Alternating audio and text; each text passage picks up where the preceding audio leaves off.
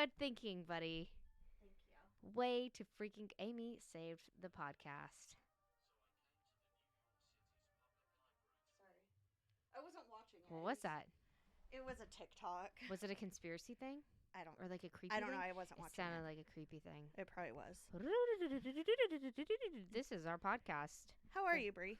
I'm great. How are you, Amy? I'm better now. My anxiety is gone. How was your Thanksgiving? It was good. How was yours? It was good. Great. It was delightful. Yeah. We had a good time. Good. I Had love that. lots of sangria. Oh, yes. Did you see the thing my sister sent us? My sister sent us. Yes. Sent me. Yes, I need to look at that. I forgot to look at that. She said something like, what did she say? She said, hold on, because I don't know if you saw it. She said, you should watch the videos. It has stories you can use where they used ghost statements during trials. What? Oh, well, I know they've used in the exorcism of what's her name? Annalise Mikkel. Yes. Yeah, you told that was the first ever that like demons were used in a trial. Isn't that so funny? Yeah, it's crazy. Stuff like that. That's wild. Bananas. Ghosts are real people. Legally.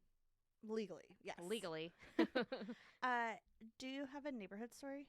You bet your bottom dollar I do. That was fast. Yeah, that scared me. Blah, blah, blah, blah. They don't have my Topo Chica like anywhere. That's not even at Brown Jug. They're out.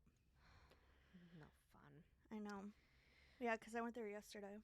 So, apparently there's like a whole huge story along this. I literally just saw it 5 minutes ago. Okay.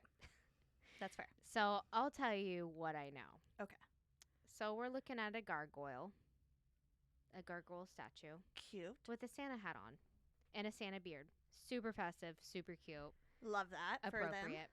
There's another gargoyle. There's the same gargoyle with an elf on the shelf and Very a yippee-ki-yay with Die Hard, Love that. and a snowman next to it.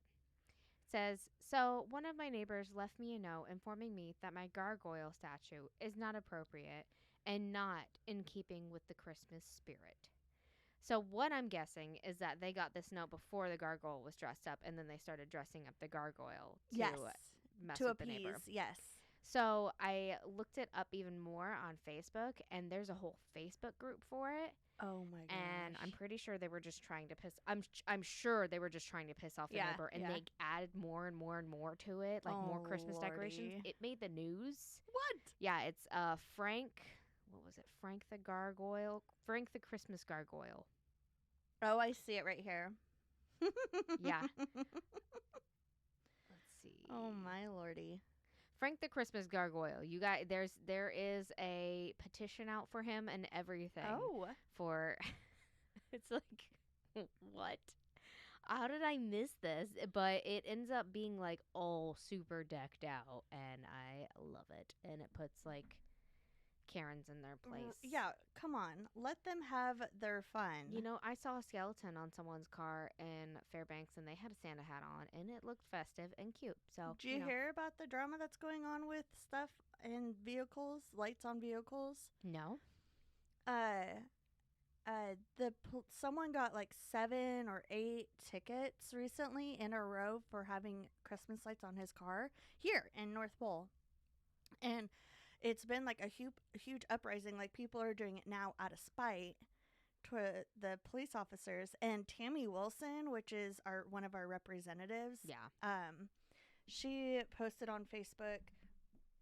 Saying that she was going to have a parade, and everyone's going to decorate their lights, their cars, and they're going to do a parade around the...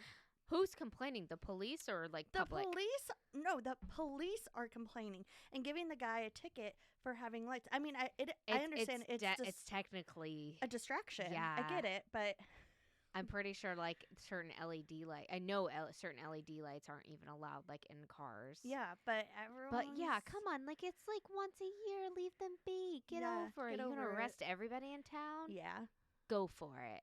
good job. Try it. Ruin the Christmas in North Pole of all That's places. what everyone like. That's what everyone's upset like about. of Like, the one good place. lord, Have you seen the inflatables that you can put in your passenger seat? no. There's for you should get one because you're going to be driving every day now. But you can get a Christmas. They have like reindeer. They have a Santa. I want to say they might have a Grinch, and they have a snowman. I think, and it's just like a little like car inflatable or some kind of dummy that sits in your car with you Oh, in your passenger seat, and you just drive around with them. Isn't that cute? I I love love it. that. I told Josh he should get one. He's like, no, he's lame. you're no I'll get fun. one. Do it. Yeah. You should. Yeah. That's funny. Also, happy beginning Christmas season, everybody. Yay, Christmas season. So, Start your Christmas shopping. Yep, or end it. And you know where you can start your Christmas shopping is at what'swithaneighbors.com for merchandise. We got some merch you can buy. We got some really cool flippin' episode shirts, guys. Yeah. Those are my favorite. If you have a significant other, just, subtly send them the link and be There you like, go. this Yeah, is what yeah, I yeah. want. This is what I want. Oh. Also, I think this is the last week. Once this comes out, this is probably the last time that you'll hear for a warning that you need to order them now if you want them before Christmas. Correct. So put in them orders for Put your in them shirts, orders. guys, Yeah. and wear them proudly. Yeah. And be Yeah. like, what's with the neighbors? A True Crime and Paranormal podcast. Have you not heard of them? Check them out. You Blah, blah, never blah, blah. know what's lurking behind your neighborhood door. That your is neighbor's door. Accurate. So I'm going to tell you a story about a cult. Yay! I'm so happy about this. Are they Amish? No, I'm sorry. It's okay. I don't think Amish are actually a cult. I just think that's feel just a religion. they give very culty vibes for me. They definitely do. I'm sorry if you're Amish and you're listening to this. Also, if you're Amish and you're listening to this, you're Good for breaking you. a lot of rules. Yeah. Well, I think it depends on what church or I don't know. I think it's what their family Yeah. thinks Like of. their area. Move your mic. I'm just checking to make sure your lights It's are fine. Okay. So I'm going to start off and so this one, the last religious one I shared with you, it was kind of like all over the place. Like I had to like paint a scene to tell you a story. on. The one with the angel? Yes. Okay. And so that's kind of how this one is going to be too. I'm sorry. It's not. Is your mic not cooperating? No. Well, it's because you don't have micro. Banana hammock is not cooperating. I need to flip this eventually. Okay. So that's kind of what I'm going to do is just paint a picture. Like I'm going to be jumping from like different families. All so right. All right. keep up. All right. So save my questions for later if I can't figure it out. You can ask as we're going. That's okay. I'll give you permission to do that. All right. Okay. I don't have to raise my hand. You have to raise your hand. Sorry, that looked like it was going to fall. It does. Save it. So this happened in Chadwick's, New York. It's a small blue-collar type of field town. Kirsten Leonard moved there with her father. I said Kirsten. It's not Kirsten. It's Kirsten? Crystal. Oh, Crystal. Crystal Leonard moved there with her father when she was 9 years old in 1988 after her parents separated. She was an only child, and her dad had this really great relationship, so she decided to go with him instead, like live with dad. They connected on, he was, had a master's degree in soil and vegetation. So it was like a botanist. Yeah, and Maybe. so and Or he like was a a farmer. teacher, and for some reason, like they just kind of connected that way. So, they started to go to a church called Word of Life. The church started out as like a small Bible study group, but it grew into a larger non-denominational church led by Pastor Jerry Irwin. And Jerry Irwin had a way of speaking, and like you would walk by him and you just feel like this presence of like something powerful. As cult leaders do. Yes, yeah. Sorry. And just the way that he would speak, it was just like would wow the people. Draw you in. Yes, draw you in. Jerry and his wife Tracy had 3 children: Tiffany, Joseph, and Daniel. The children had free reign at the Church of Life. They basically could do whatever they wanted, whenever they wanted. But Tiffany had a special place in her father's heart, and he kind of gave her special treatment. And Tiffany also used that to her advantage. She would walk around acting above everybody else, almost like she knew something about you that you're not supposed to know. Okay. Like just a weird, like, she's I don't know. Whatever, Karen. Go back to your affair man's house. Yeah. Yes, exactly. So, also Jerry. Oh, okay. So then now we're going to go back to Bruce and Crystal. My name's Bruce. Sorry. That's not how he talked. I'm sorry. Bruce met a woman named Debbie Wright at the church, and they got married. She had 2 children from the previous marriage, Whitney and Sarah. And in 1995, Bruce and Debbie had a son together, Lucas. And then in 1998, they had Christopher. So they got lots of 5 kids. kids. That's lots of kids running around. Whew. Yeah, 5. Lucas was very smart, and Christopher was the quiet one of the family. Lucas also, like, he was smart, but also, like, sarcastic, like a little smarty pants. Oh, cool. Yeah. Love it. Yeah. He was very intellectual. He knew electrics. Yes, he knew electrics. All about the electric. The electric slide as well. About any electric wiring. You got a fridge it needs fixed? He's got it. He was 5 years old and fixing everybody's. He's like the Thomas Edison. He was very intelligent, and so that, like, he kind of just... Franklin. Sorry. Electricity. Oh, I'm yes. dumb. Thank you for correcting Thomas yourself. Edison did the light bulb, I think. Don't ask me. I don't know. I don't remember. Anyway.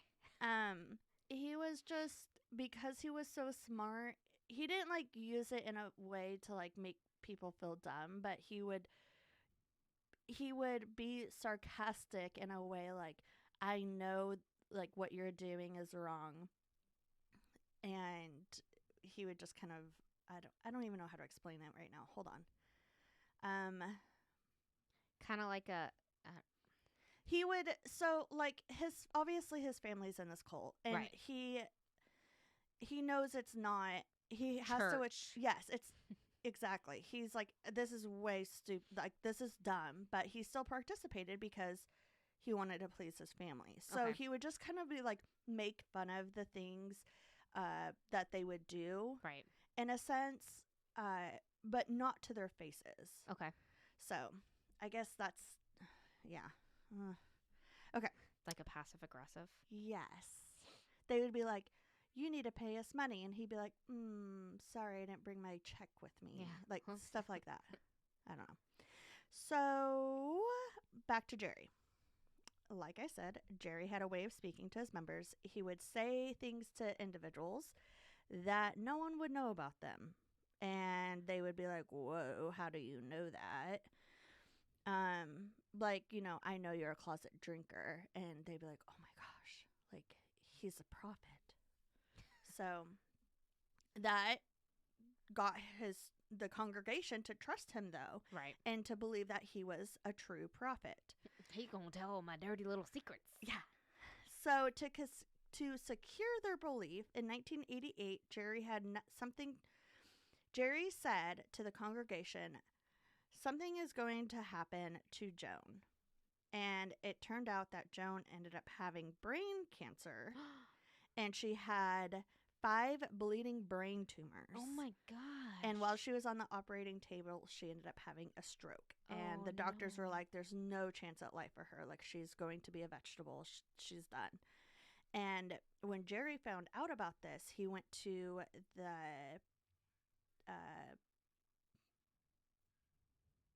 I forgot what they called it. He went to the church, and he was praying with some of the other members of the church. And he was like, you know, heal her, that sort of thing, bring her back. And he told the church members near him that he felt like something had changed. And just like he said that, or just like that, Joan woke up. Okay. So that was Weird. like, the church members were like, oh my gosh, he is a prophet. He How does spoke he know all directly to this? God. So, Okay. which also, when you pray, you can speak directly to God. Yeah. Yeah. But they were like, he's the best. He's like his right hand man. Yeah. Yes, because he is a prophet. They saw it as like God, Jesus, Jerry. Yeah. So, or, Jerry, Gary, Larry. can you imagine being a prophet and your name is Jerry? Jerry. Shut up, Jerry. Could have been like Moses, but it's Jerry. Larry. They just keep changing his name. You should just change his name throughout the story. Everybody's going to be like, wait, who's Larry? Who's Tery? Who's Tery? So that also gained a ton of new followers too. Of course it did. That sounds really crazy. Yeah, it sounds a lot like Sounds Bethel like Church. I would believe it. Yeah. So at its peak, they only had like 70 people, but coming from like just being a small Bible group, that was large for them. The church quickly outgrew their old building and moved into an old school building. The gymnasium turned into the sanctuary. That's what I was trying to think of the word. Sanctuary. Yeah. And that's where they would gather. And the third floor of the building became the Irwins' home. So they converted it into... They lived in the church.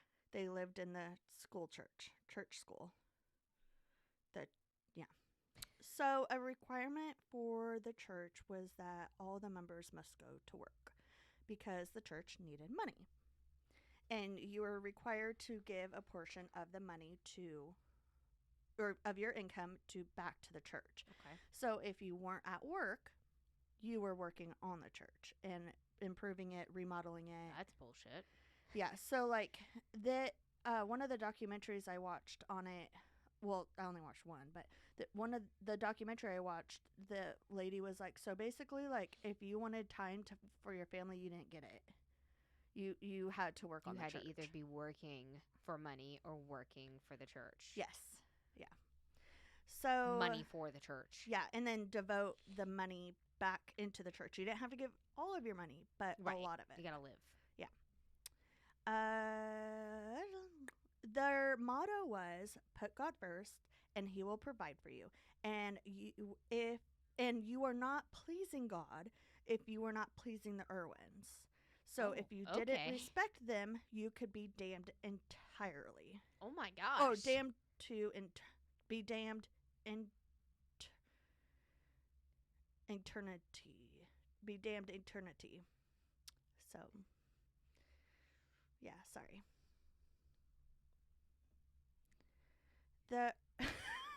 Why is this awkward? I don't know. Stop it.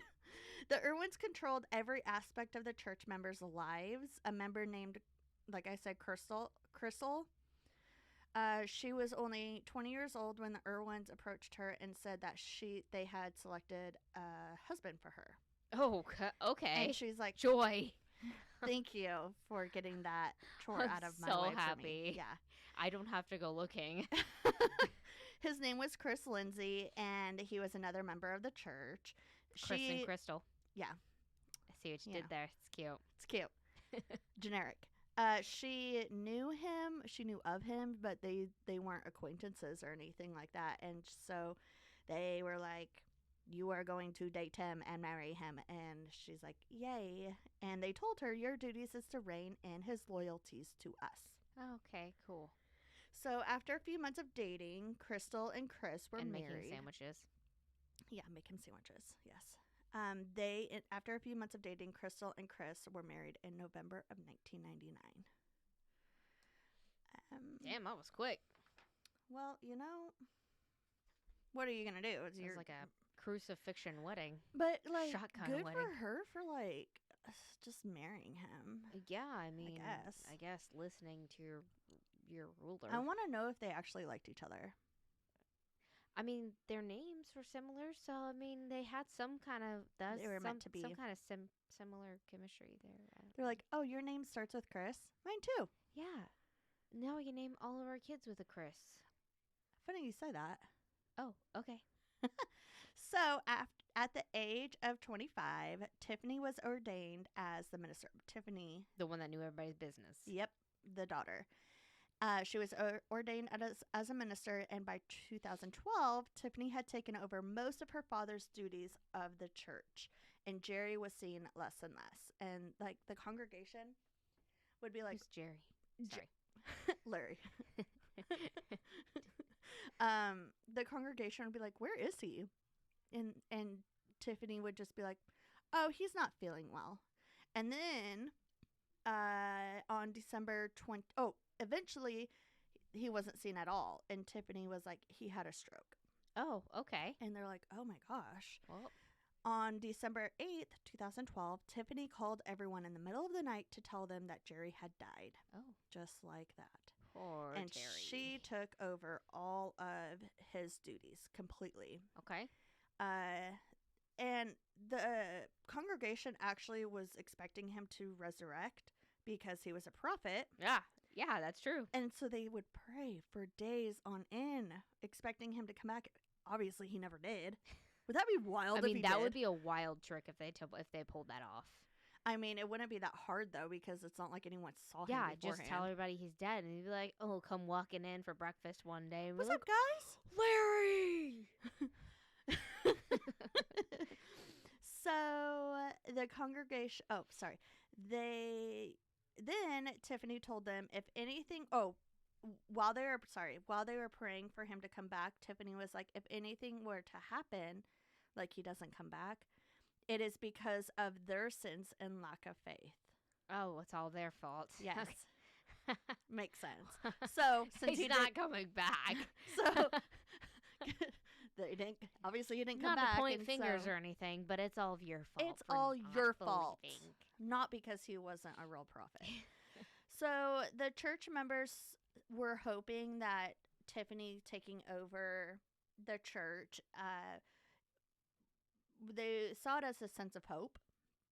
They were hoping that, things would she would turn the place into a healthy atmosphere, because obviously he was not being great to his Right. congregation. Especially since they didn't see him Yeah, and like making them marry people. and doing chores. And so unfortunately that was not the case. It seemed like Tiffany's control of the church intensified. She required the members not to watch TV. She had a hard restriction of the use of internet, and it was also monitored by members of the church. So they couldn't even What do is that. this in the 90s? This is No, in 2000s. dog. This is 2012. Oh shit. Yeah. Wow. Okay. I was gonna say dial up. That's not very hard. Just stay on the phone. Yeah, yeah.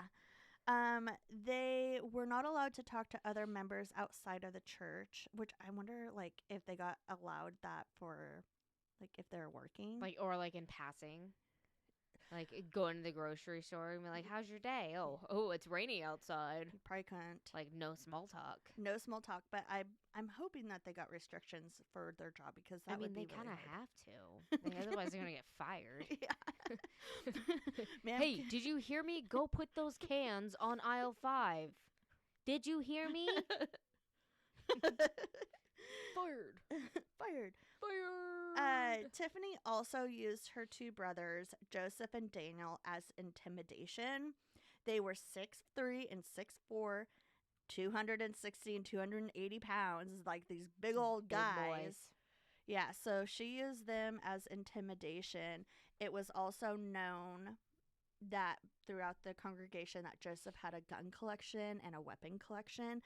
So they would also stand at the doors of the church as bouncers, and like just with their arms crossed with their little guns and weapons on their belts, and like not greeting anyone, just standing there as people are entering the church. I mean, I do know some like in the South, I do know some churches that, well, they don't stand at the door and like take guard, but Like bouncers, dude. I know some people who will like volunteer in the church to carry because of Yeah. like all the shootings that have Yes. gone on. Yeah. But like that's like keeping you inside, not letting people from getting in. Yeah. That's a little extreme there. Yeah. It's a little scary. I can't imagine a church having bouncers. Yeah. It's really weird. Oh, you got thrown out. You were chewing gum. I see here that you used to be a bouncer at the Church of Life. Uh, so, it was intimidating for the churchgoers. Tiffany believed that if someone had sinned, she would have them go into a counseling session, which, okay. Similar to like a confessional. But like, what kind of sin? Like a simple, like there's big sins and there's little sins, like right, cussing. yes. Yeah. But like, yeah. So, all sins, Brie. All right. sins. That's a bit extreme. That's a bit extreme. You're correct. These counseling sessions, similar to a confessional, would last hours. Oh my gosh. And so it would like it would start off like, did you steal that pack of gum? And they'd be like, yes, I'm sorry. And she said, and then did you steal the money from the cash register? Yes, I'm so sorry. Oh, and then you're watching pornography on the computer. Yes, I'm so. She would end up like putting words into their mouth, like things that they didn't even do. Okay. And they would have to confess to it because she was. I'd be like, no, B. Well, the thing is that if you would say no, she would just continue. Like she would not stop. Like you would just be there longer and longer. So I would not be able to. And then you got the bouncers there, so yes, you can't leave. But you're also intimidated by them because they're standing there over you with her. Oh, they're in. Yes, okay. yeah. Sorry. Okay. Yes, so yeah. You don't want to like, be yep, hurt. did that. Yep, did that. Cool. Sorry. Yes, I My murdered bad. her. Sorry. Oops. Oh, Jerry. He's dead. I killed Larry. Yeah. Sorry. I gave him the stroke. She, like, there was a point in time where she like really narrowed in on the Leonard family. Bruce and Debbie and The Crystal and the 4 5 kids. Yeah. She really narrowed in on them. And Tiffany believed that the parents didn't do an adequate job in disciplining the 2 younger boys. Bruce was very, what am I trying to say? Bruce was very gentle-hearted and like did gentle parenting. You know, if the kids messed up, he'd be like, it's okay, buddy. Like, no big deal. You can do it better next time. Oh, you punched your brother. Yeah, you punched your brother. You probably shouldn't do that type of thing. They didn't really discipline, but they're also like good kids. They also had most boys. Yeah. So like you kind of have to be patient with stuff. No offense to boys. Yeah, but like they were good kids. Yeah. There was nothing wrong with them. Right. They were just kids. But Tiffany didn't like that. Like if they would be fidgeting in church while she's talking and they wouldn't correct the kids, Tiffany would get mad at them. Oh man, we'd be kicked out of that church in a hot minute with Natalie. She claimed that the devil was entering into the boys' soul. Oh, of course. But in reality, they were just normal kids. No, it's the devil. Yeah, it's definitely the devil. With the way things were going, the church started to have like some of the members retreat and leave, which made Tiffany mad because she needs that money. Yeah. And so she eventually... she still has the whole money thing in place. Yes. Okay. But, at one point, I don't know when, at one point she made it where she would say, like, you need to give this percentage of money, and then they would, and then it wouldn't be enough. And she's like, you guys need to give more, you need to give more. And so eventually it was like everyone's giving their whole paycheck to her. Oh my gosh. So. They have to live and feed their families. No, they don't. Nope. Only to God. Only to the church. Well, she did say that, or I think maybe Jerry said it, was if you give money to the church, he will provide for you. Right, yeah. So, whatever. So a lot of people were starting to leave. In spring of 2014, Tiffany was speaking from a chapter of the Bible. I don't remember what chapter it was. Not going to lie. And she said, God is asking a member of the church to give a large sum of money to the church. And if this member fails, someone close to that member will be harmed physically or even die. Oh, okay. You're making threats now. Yeah. So, but she was claiming God was saying that to Right. the church. So at the end of that service, Joseph Irwin went up to Crystal Leonard and he said, Crystal, we know it's you. You were supposed to give the money. And Crystal was like, how? I'm a stay-at-home mom. I don't make an income. I can't use my husband's money, because he's already giving it to all of you guys. Yeah. And she was like, what am I supposed to do? So for the next 6 weeks, she really spent time praying and like trying to figure out what she's supposed to do. She eventually came to the sense and thought, whoa, why can't we just leave? Like, Yeah. let's leave. Yeah. Let's- Screw this. Yeah, this is ridiculous. And so and of course, there's always that, like, well, they warned us if we leave, like, we're going to be damned. But she's like, whatever, I'll We're take it up damned with if God. we do, damned if we don't. Yeah, exactly. Yeah. She's like, I'll take it up with God and see what happens. So she left. Her and her husband and their daughter left the church. And before she did that, she emailed her father and Tiffany, letting them know that her and her husband and daughter are leaving. And just like that, she had no communication with her family, her parents and her other siblings, because Tiffany told them they're not allowed to talk to anyone outside of the church. Oh my gosh. So Crystal started attending another church, and she felt like she was safe and comfortable and welcomed, and she's like, whoa, this is how it's supposed to be. It's This is weird. weird. So August 6th of 2015, Crystal ran into Lucas, one of her brothers, and Bruce, her dad, at her grandmother's house, because it was her grandma's birthday, and she didn't expect to have them there, but they were, and so she was like, this is really nice. It was a friendly encounter. She, joked around with her brother, and she got a hug from her dad, and she said it was really nice. 3 days later, Crystal was getting ready for church when she got a text message from her brother, Lucas. He asked, what time does her church start? And she said 10 a.m. And he said, she said, why do you want to come? And he said, yeah, I think I do. And can I stay with you for the next couple days? And she was like, of course, my home is always open to you. We will pick you up and you can come with us. So they picked him up, they went to church, and after church, they were heading back home when Lucas said he actually wanted to go back home.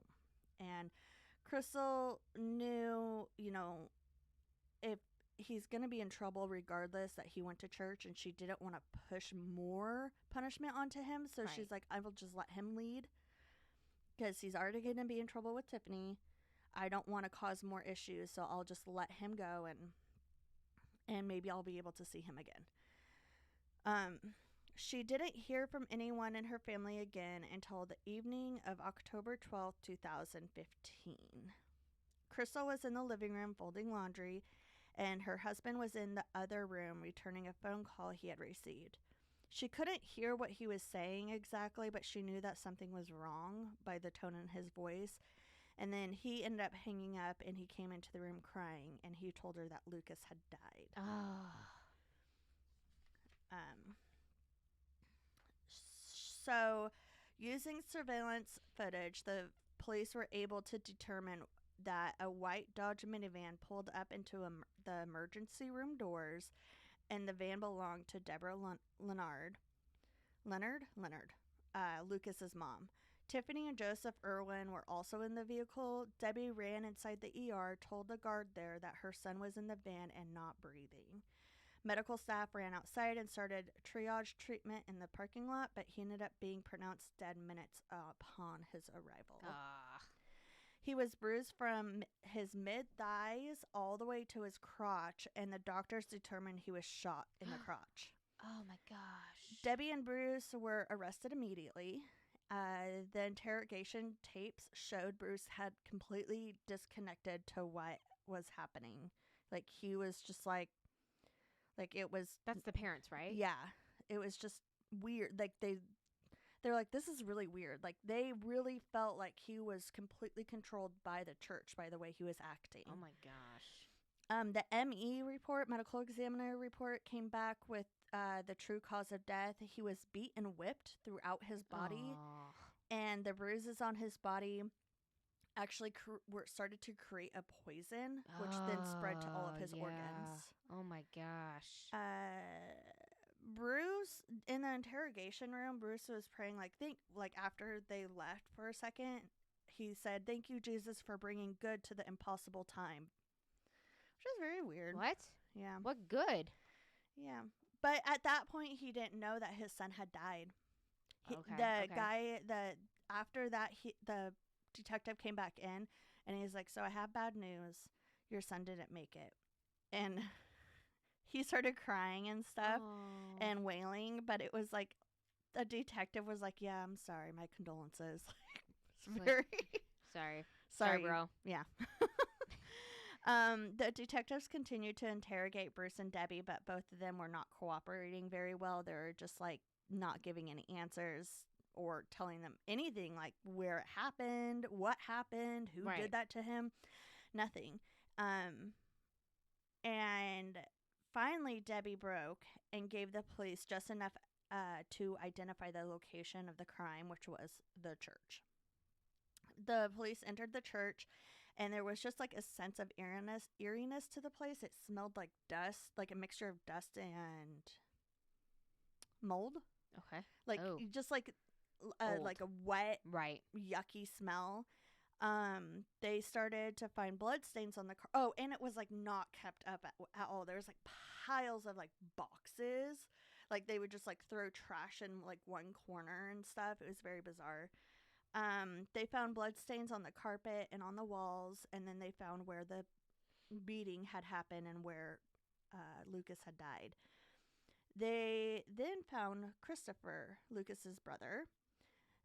He was immediately taken in for interviews, but then they realized that he also had blood stains on him, and so removing his clothes, he had very similar He got beat too. similar bruises to Jeez. Lucas's. And the photos, like his entire thighs are just black from bruises.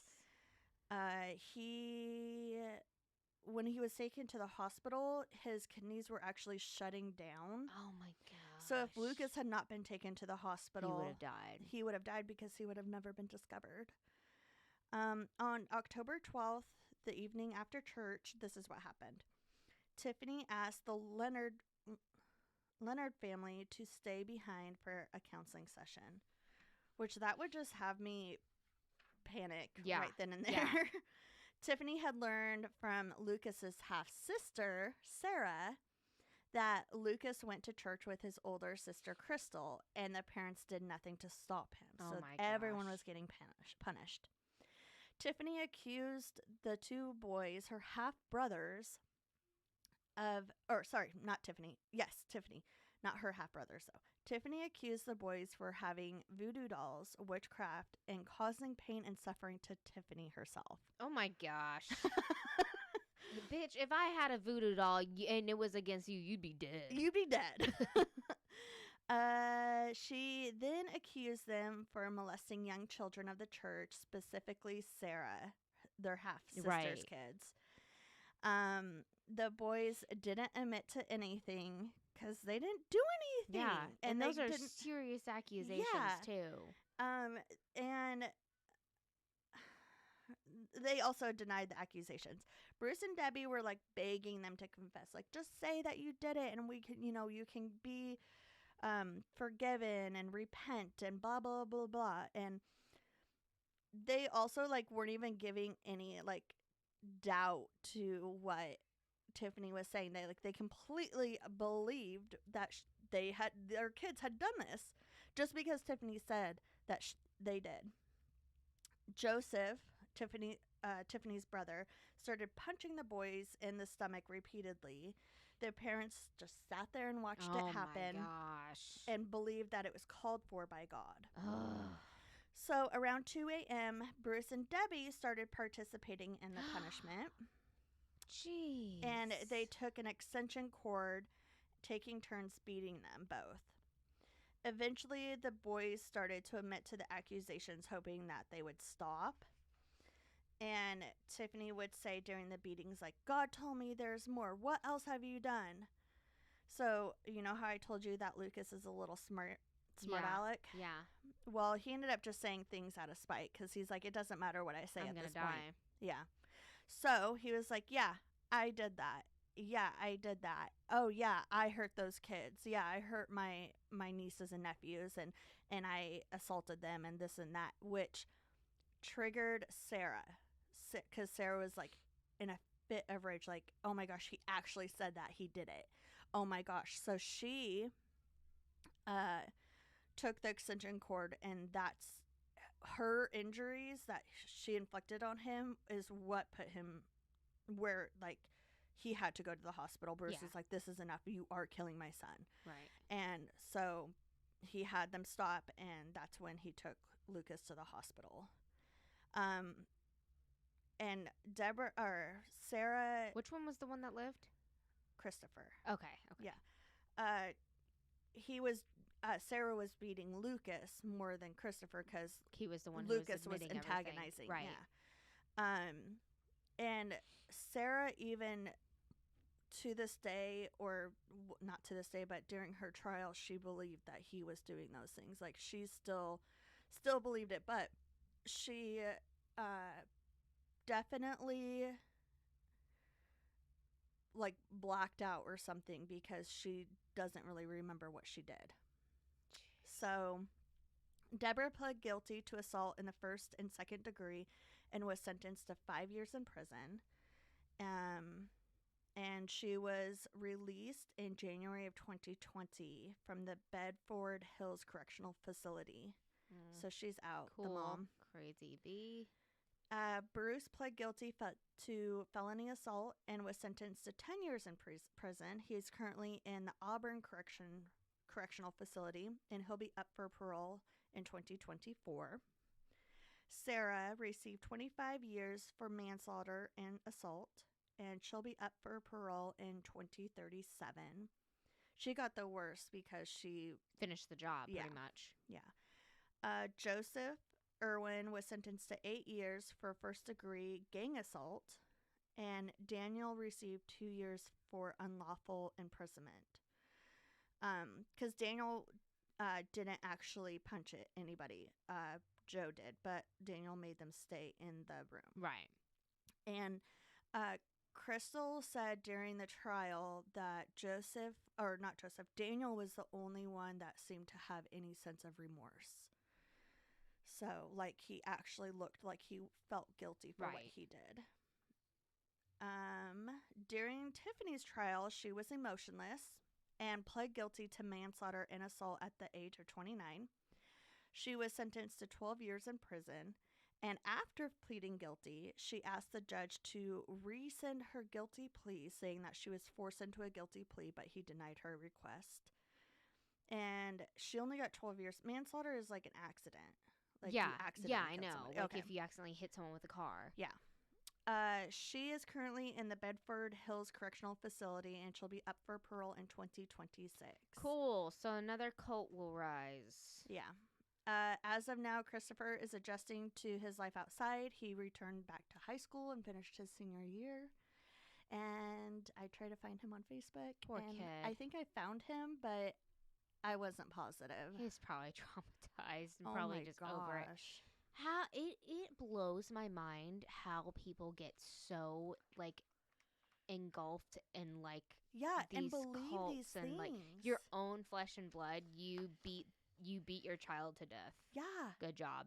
And your sibling. Yeah. Like, how? Why would you? And, like, why would you take someone else's word for your own flesh and blood?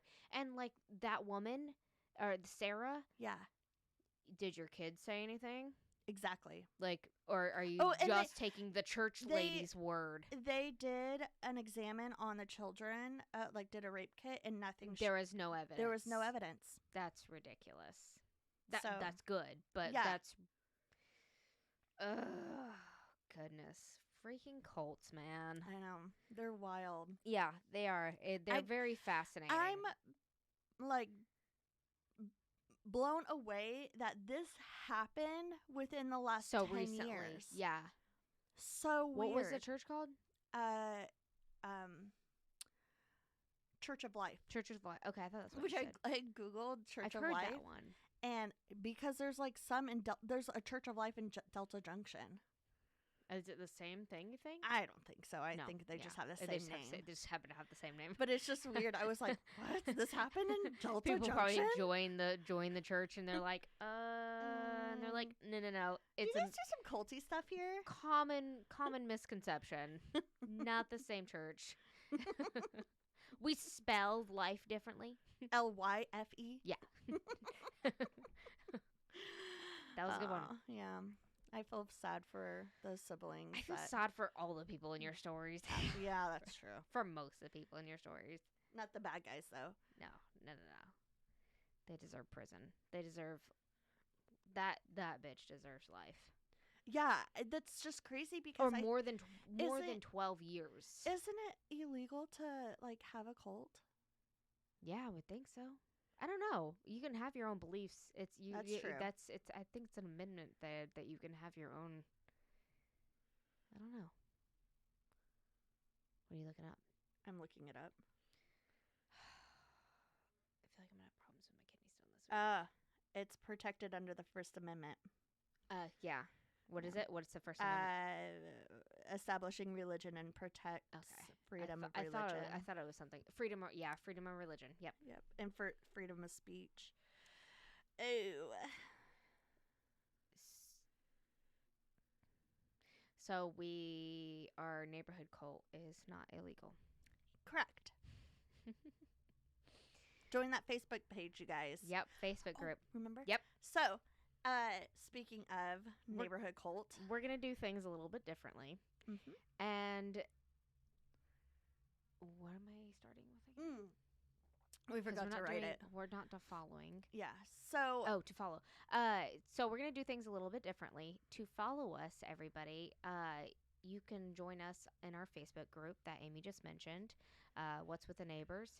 We also have a Facebook page. We also have a Twitter, a TikTok, an Instagram, a Snapchat. We're on everything, and that's at WWTN Podcast. We have a website where you can find our merch, which we have our new episode shirts out. You should go check them out. We also have a link to our Patreon, which is patreon.com/WWTN Podcast. For $5 a month, you can be on the donor bus, and you get our episodes videoed, unedited, and early, along with exclusive content. And for $3 a month, you can get our audio episodes early with exclusive content. It's only $5 or $3 a month, and you get a free magnet for signing up. Christmas, you get something from us as well. It's definitely worth it. And you can also gift it as a gift for someone for the year. So check it out, patreon.com/WWTN Podcast, and feel free to slide into our DMs with any questions, comments, or story suggestions. That's at wwtnpodcast@gmail.com. Now, do you have a story? I do. Do we want to pre-record that? If we end up liking it, if you want to like pre-record one, we could just like throw it in there. Yeah. If that would be that way, it's the same thing every single time. Yeah. That or we could just do it. It doesn't matter. Whatever you want. I don't know. Well, the only thing if we do it that way is if we have like something that's something extra to throw in. Yeah. It might be. It's more fun to do it differently every time anyway. Yeah. All right. I like messing up. Yeah, it's fun. It's so much fun. In our natural habitat. Okay, so for this holiday season, since we are officially in December in the Christmas season, I wanted to, I've been kind of researching like traditions and whatnot and like Christmas stories. Yeah. And it is a thing in like the Victorian and English culture to tell spooky stories over the Christmas I holidays. love You know, that. it's the most wonderful time of the year. There'll be scary ghost stories and tales of the glories. That is where that comes from. So I thought that was like super Oh, fascinating. I love Yeah. that. Yeah. I always It's wondered scary why ghost they would. stories. I Yeah. always wondered why that was in Yeah. there. I'm like, they're not, there's no way they're saying scary ghost stories, but that's what I always say. And Yeah. I finally like actually looked up the lyrics and I'm like, oh, that makes sense. Okay. That makes so much sense. So it's a thing like, let me think. What's that tale? Christmas Carol? Is that what it is with Scrooge? Yes. That is, that came from this whole thing of telling ghost stories over Right. the Christmas season. Which makes sense because I always thought that was very dark for Yeah, Christmas. yeah. They're usually like a dark story that kind of, or sometimes will end on a light note, but Sometimes. yeah. So I decided to find some fictional ghost stories. I was looking on Creepypasta for this particular one, and I found someone who was very well with like writing her stories. Turns out she's a writer. She writes books. Um, her name is Jess Charlie, and you can find her books, stories, and more on her website at jesscharlie.com, which can be found in the description of this episode. We'll put that in there. Yes. Also, you can follow her on Reddit, Twitter, and Facebook at Melting Alphabet. I love that name. Yeah, I want to make sure she gets credit because her stories are good. She had to give you permission. To Yeah, share like story. she legit sent me like a bunch of her stories, and she's like, please. And also, you can buy her books on there because she has cool. a full chapter book of different like holiday spooky scary stories. So fun. That would be fun to do for the holidays. Yeah. Like to read them. Yeah, so check out her website. Can you email me? Yes. Because I don't, with how things are going to be. I literally copied. Oh, yeah, because you don't know when you're going to edit. Yeah, so just email and be like, add this to description. Got it. I also want to add, while our show is rated explicit, there is the particular story that I chose, there is some kind of vulgar and sexual content in there. And it gets a little steamy for a minute. I'll give you a warning ahead of time if you want. And you can skip like 10 seconds ahead. Sure. Yes, that works. Yeah. Maybe if you don't want to listen. Yeah. I'm gonna plug my ears. It gets I don't a little hear steamy for a minute, and you're like, I'm gonna mute Brie. I'm just gonna like mute you. It's just gonna be a bunch of. It is worth it, guys. This story, I was reading it earlier, and I'm like thinking it's like gonna go one way, and then it goes just. I'm way. So excited to hear this. I love creepy crispy Christmas stories. Pasta. Yes. So this one actually wasn't on Creepypasta, but I had found another one of hers on Creepypasta, and then she had sent me her book with all of her stories in it. Yeah. And I found this one, and I liked this one even more. Ooh. So this one is called I Should Have Known. Okay. Hopefully I don't screw it up. All right. I should have known something was off about Juniper. For starters, her name was Juniper. Listen. That's a great name. That should have been my first red flag. But when her photo popped up on my Tinder, my thumb hesitated over her face.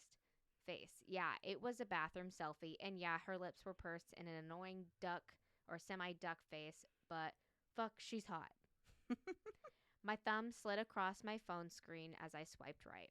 Our first date was at a bar near her work, somewhere in Midtown. She wanted to meet up on a Tuesday.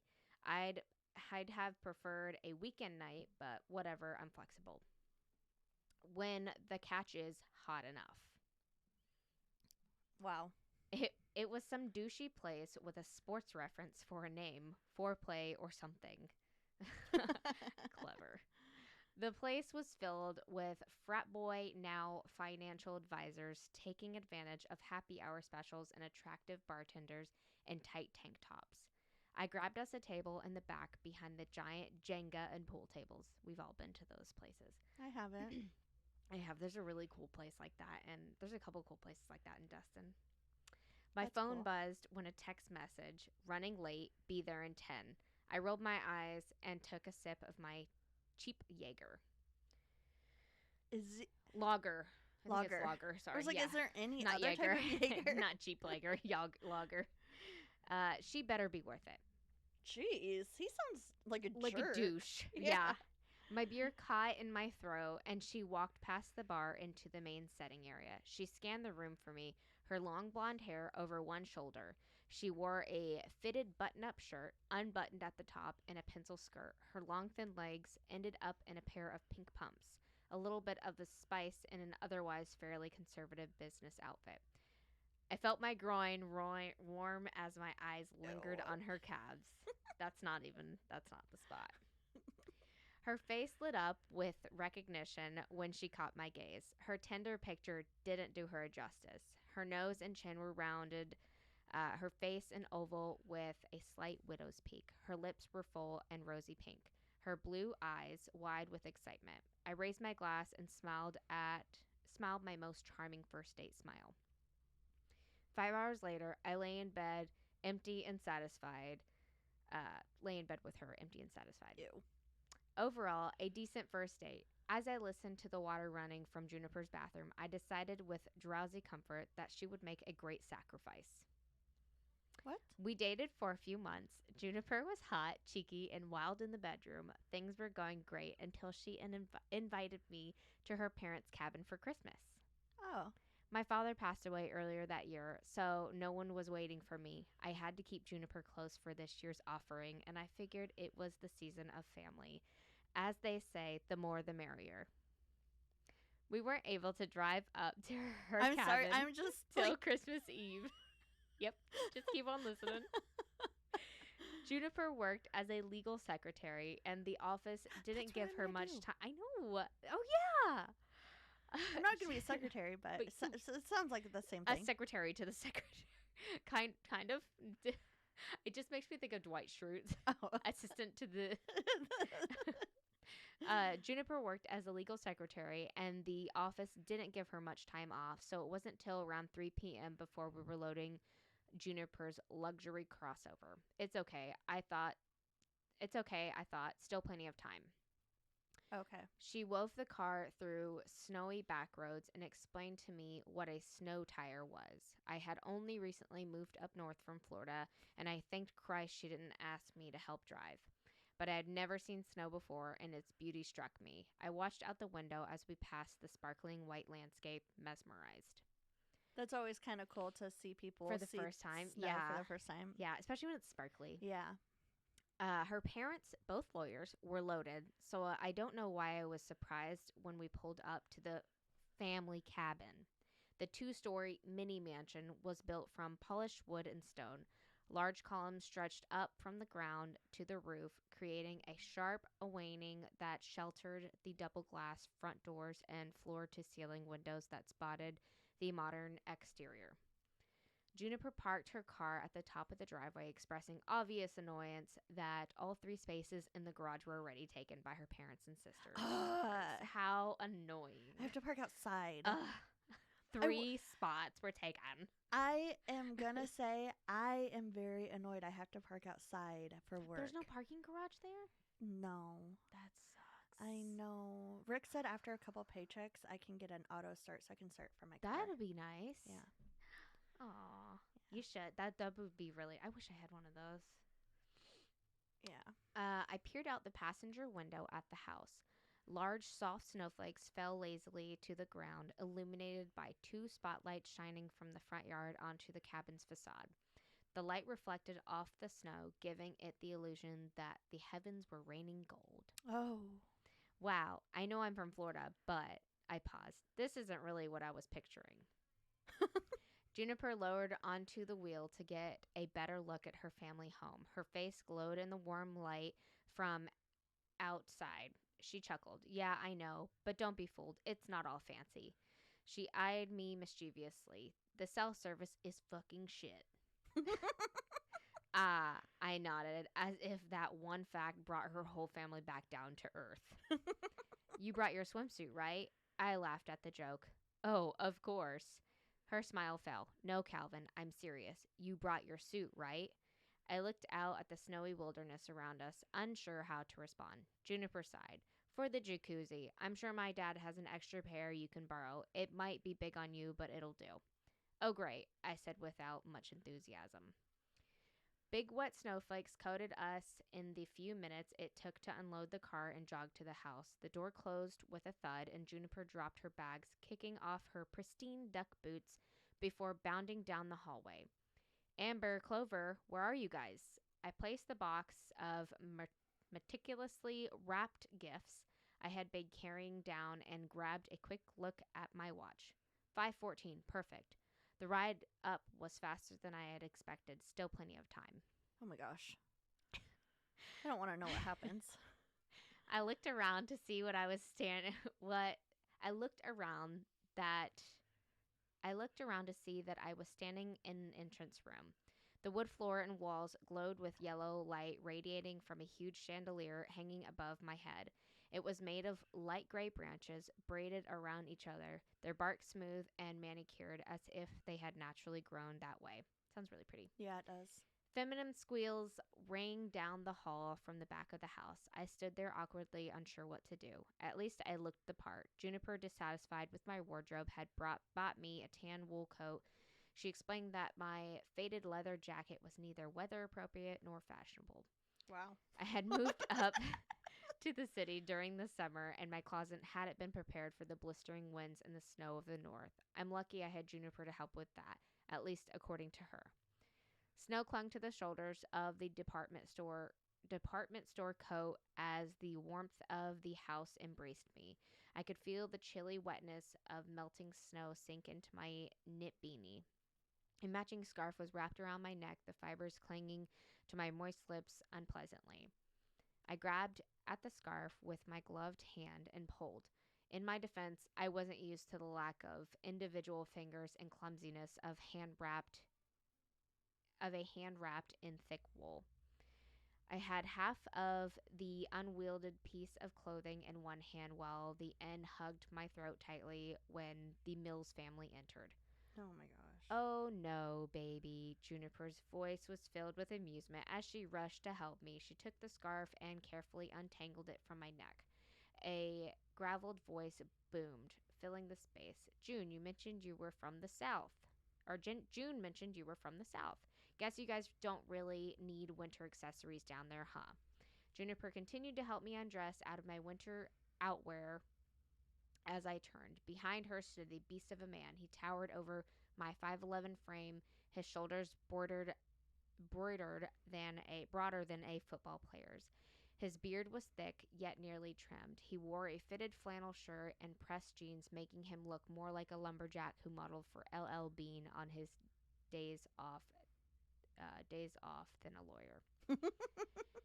It's nice to meet you. I extended my hand around Juniper, who was still working on my coat. I'm Calvin. Hi, Calvin. Matthias, he roared. Sorry, Oh. I'm trying to find a neighborhood story. I'm not being you're rude. good. No, you're good. I'm sorry. I'm going to read that last sentence because I messed it up. Yeah. I promise you, I'm almost kind of there. You're good. Okay. It's going to get good. It's very well written. It is. Back to where I was trying to get. My mouth hung open for a moment before I regained my composure. Mr. Mills, it's nice to meet you. I extended my hand around Juniper, who was still working on my coat. I'm Calvin. Matthias, he roared joyously, pushing Juniper out of the way as he pulled me into a tight embrace, my body engulfed by his meaty chest. I'm not ashamed to admit it was the best hug of my life, comforting and warm. Have you ever had like one of those? Like, yeah. I know, a really good hug. Yes. Yeah. For a moment, I forgot about the greater good, my purpose of life, my father. It was like being suspended in a vat of Christmas and love. He let go of me, and I stepped back, noticing for the first time the two figures behind him. Calvin, these are my sisters, Clover and Amber, Juniper said, beaming from me to them. Juniper was the middle daughter of three. Clover, at 29, was the eldest, and Amber, at 22, was the youngest. The only thing the sisters had in common was that they were three of the most gorgeous women I've seen in my life. Clover had silky black hair cut short at her chin. Her features were sharp, her thin gray eyes bordered by heavy eyelashes. She smiled coyly at me as she extended her hand. Nice to meet you, Calvin. While Juniper's voice was high and bubbly, Clover's was low and throaty, similar to her father's, but with a husky, feminine quality Oh. that made it difficult to think of her as my girlfriend's sister. And I'm Amber, a soft voice said to my left. I tore my gaze away from Clover to the youngest sister. Amber was much shorter than her siblings, with thick red hair and a circular face. She had a button nose and round green eyes. She looked like she stepped out of an Irish folk tale. Amber contrasted sharply with the sisters. Juniper was tall and had an athletic build, tight but soft, firm and preppy like a cheerleader. Clover was tall and thin, angles and bite.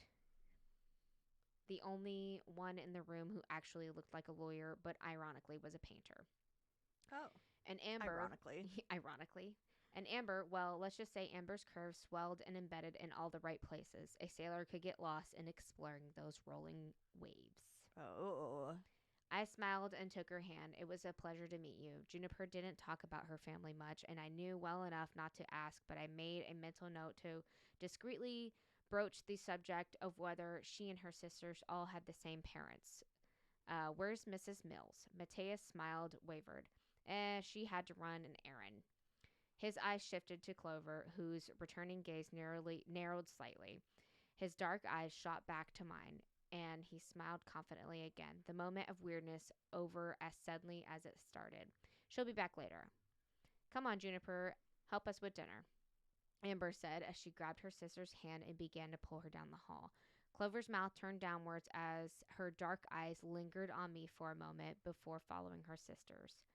Something heavy hit my shoulder and I jumped. Matthias had clapped his huge hand onto my back. Let me tell you, it's nice to have another man to talk with. I'm always surrounded by women. He laughed in a low, good-hearted growl as he led me into another room. We entered a carnivorous, can cavernous, not carnivorous, a carnivorous living room. I mean, it is carnivorous as well. A cavernous living room, the ceiling arching high above us. Several thick, naked wooden beams held it up. A large red oriental rug stretched from wall to wall, complementing the forest green walls well. Two large brown leather couches sat kitty corner to each other in the middle of the room. The walls were lined with hunting trophies. The taxidermy heads of different animals stared out across each other, their dead, glassy eyes unseeing. Deer and bears snarled meaninglessly, their teeth bared without emotion. Mm-hmm. A bobcat perched on a rock in the corner of the room next to a fat pheasant. Against one wall was a large glass gun rack. Polished rifles gleamed in the warm overhead light. The centerpiece of the room, a massive moose head, rested above the marble fireplace in which a large fire roasted, radiating heat and golden light around the room. So basically, don't mess with them. Yeah. Catching me eyeing his collection, Matthias laughed. Are you a hunter, Calvin? I thought for a second before carefully choosing my next words. My father and I used to go hunting once a year together. I still practice the tradition. Okay. Good. His deep voice resonated with the warmth from the fireplace, creating an atmosphere of masculine comfort and safety. I like a man who hunts. I smiled at him and nodded, unsure how to respond. Sit down, he ordered. He fell into one of his couches. I obliged, sitting on the other couch, facing him as I prepared for the inevitable father to boyfriend interview. Calvin, he rolled my name around his tongue experimentally as he eyed me. That's a Protestant name, isn't it? I stammered, taken off guard. Yeah, I guess so. Matthias leaned forward, resting his forearm against his thigh. Do you believe in God, Calvin? The line of questioning was going down a dark path I had not expected. In 4 months, I had been dating Juniper. She had never brought up religion. Of course. My answer was slow and deliberate. Matthias nodded, his eyes narrowing at me. God is the most important thing to this family. The Mills clan walks close with him. We we are his servants and we take that role very seriously. Sounds like your story. But also, it reminds me of last season's Love Is Blind with I forgot their names, the blonde chick Oh, oh, oh, yes. and the guy that she was Yeah. like, yeah, Yeah, I can't think of his name, but I can see his yeah, face, his big bug eyes. yeah. Oh my gosh. I nodded. My family believed the same. We were very devout.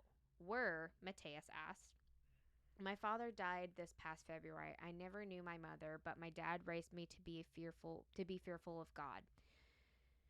And what do you believe in now? I hesitated. I still practice. You can be honest with me, Calvin. Mateus sat back in the thick leather couch. I won't tell Juniper not to date you because of your religious beliefs or lack thereof. He laughed as if that last part was a joke. I smiled at him. I'll admit I don't follow the more embellished of the ceremonies my father taught me, but I still believe in his word and actions. Okay. Mateus nodded. I can respect that. I know my daughters only participate in some of the more, how do you put it, embellished of these ceremonies solely for my benefit. I understand the younger generation doesn't care as much for the ritual of worship, but I think it's important that you know how deeply this family's spirituality runs. God comes first in the house. When God asks us to do something, he paused, looking towards the floor as he cleared his throat.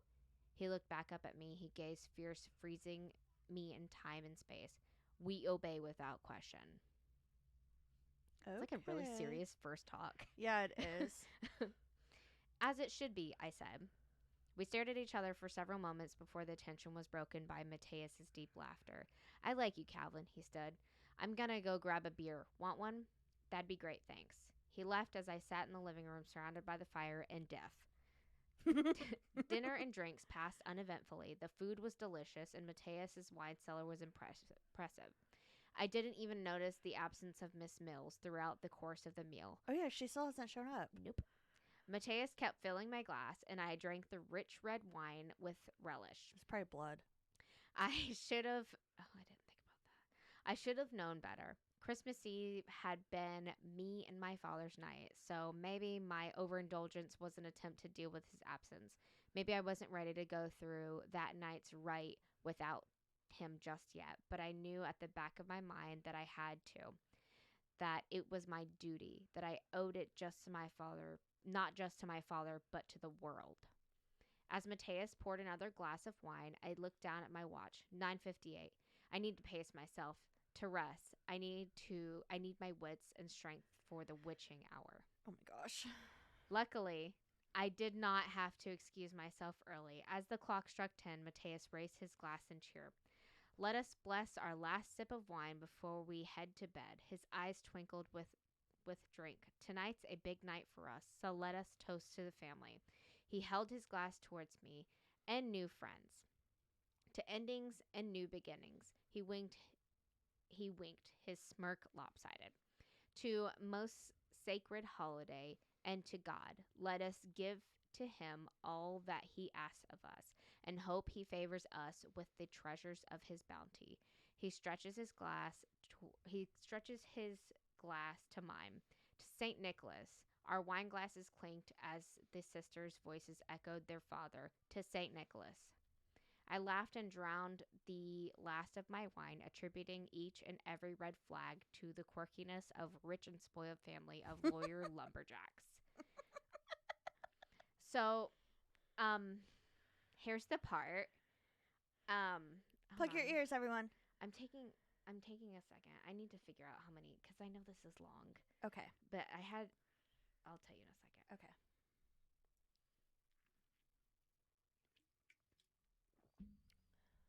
I'm almost to the big part. Don't worry.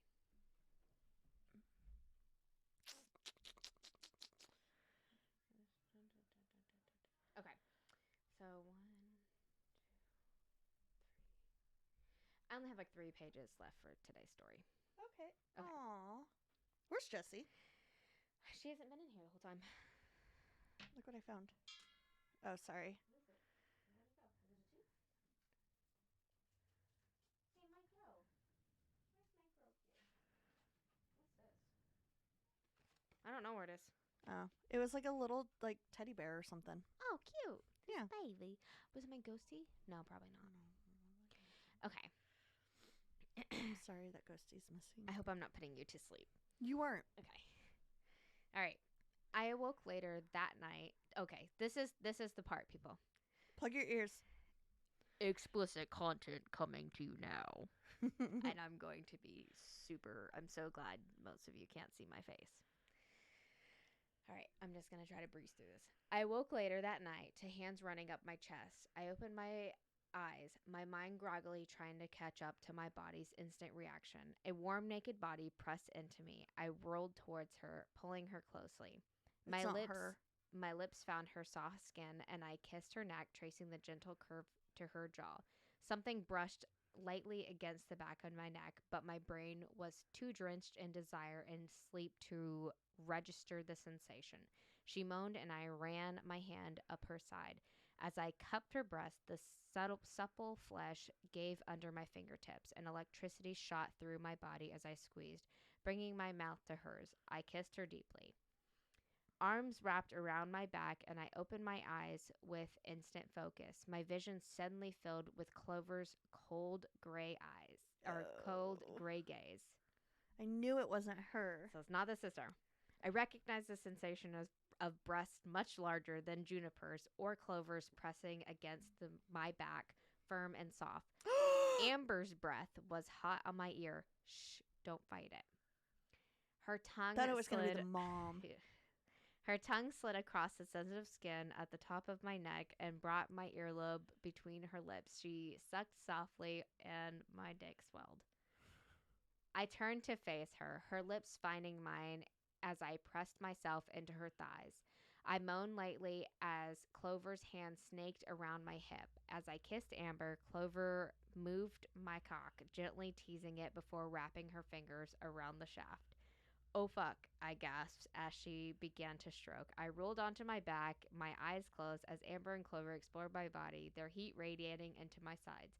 Clover kissed my neck and whispered, "Open your eyes." I obeyed. Above me, standing at the foot of the bed, was a woman. I sat bolt upright, filled with sudden panic. Clover and Amber's hands fell away as they watched my reaction with amused expressions on their faces.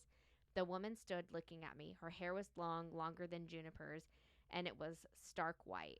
Not graying, but pure white. She stood completely naked, her pale body glowing in the silver light of the moon outside the window.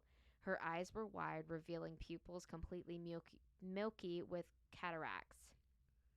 Oh my gosh. She looked ageless, color fading from her along with her youth.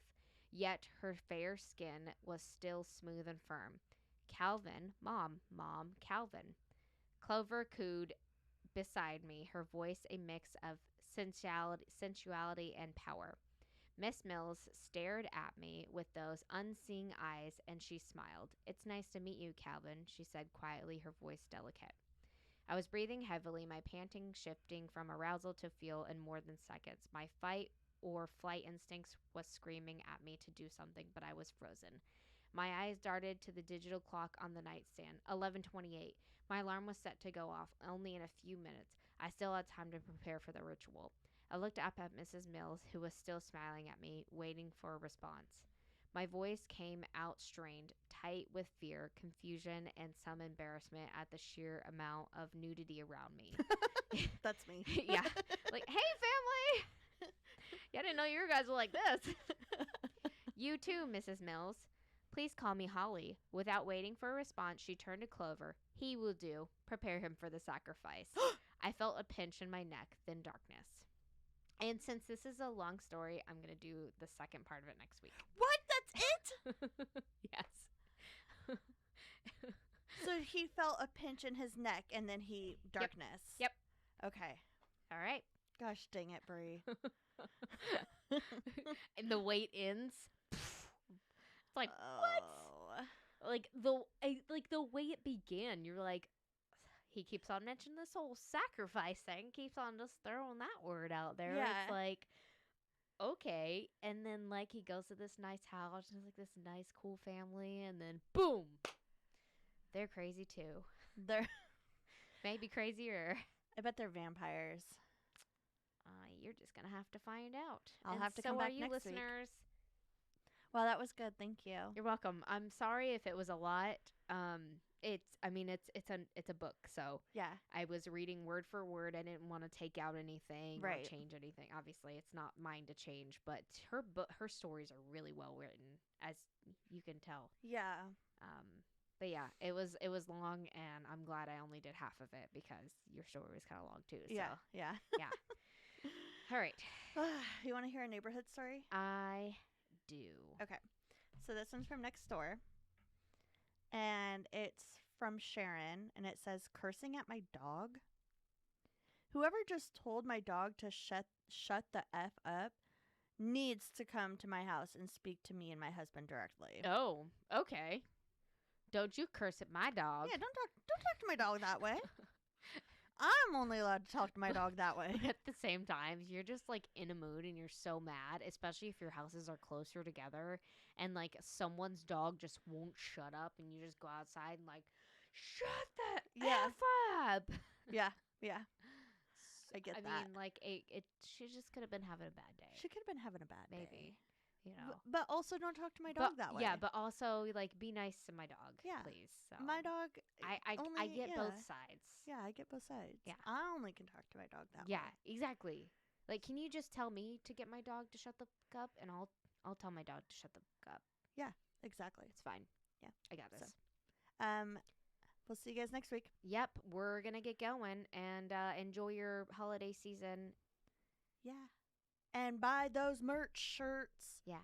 Because this is the last week you can get them in time for Christmas. Yes, one of them being a Christmas sweater and a Christmas shirt. So buy them, and you can wear them all year long. And Bree and Amy out. And Oh, have you checked in on the neighbors? what's with the neighbors? Bree and Amy out.